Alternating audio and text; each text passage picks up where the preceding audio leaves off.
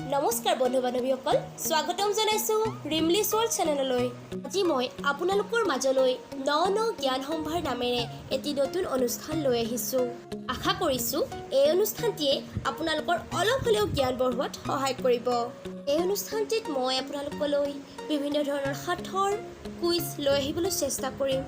তেনেহ'লে আহকচোন বন্ধু বান্ধৱীসকল, আজিৰ ন জ্ঞান সম্ভাৰৰ প্ৰথমটি ভিডিঅ' আৰম্ভ কৰোঁ।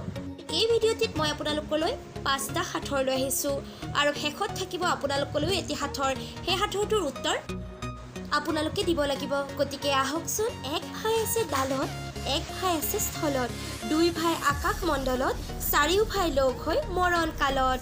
জানে নেকি আপোনালোকে এই সাঁথৰটিৰ উত্তৰ? যদি জানে তেন্তে পলম নকৰি আমাৰ কমেণ্ট বক্সত প্ৰেৰণ কৰক।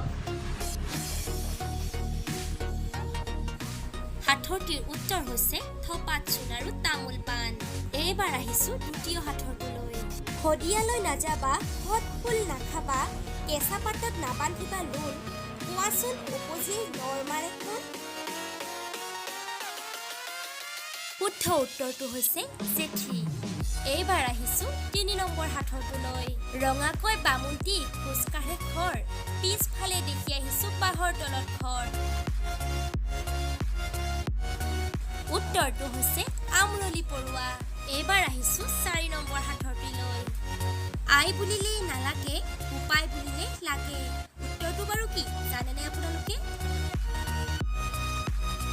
উত্তৰটো হৈছে উট। এইবাৰ আহিছোঁ 5 নম্বৰ সাঁথৰটিলৈ, অৰ্থাৎ আজিৰ ভিডিঅ'ৰ অন্তিমটো সাঁথৰলৈ। গৈ গৈ ভাগৰি পৰোঁ, ডিঙি কাটিলে আকৌ যাত্ৰা আৰম্ভ কৰোঁ। কি হ'ব বাৰু উত্তৰটো ভাবকচোন। ঠিকে ভাবিছে, উত্তৰটো হৈছে কাঠ পেঞ্চিল। আপোনালোকৰ বাবে এইটো সাঁথৰ।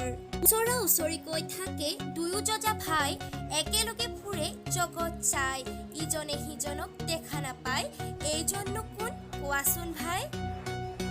আপোনালোকে যদি উত্তৰটো জানে তেতিয়াহ'লে কমেণ্ট কৰি জনাব।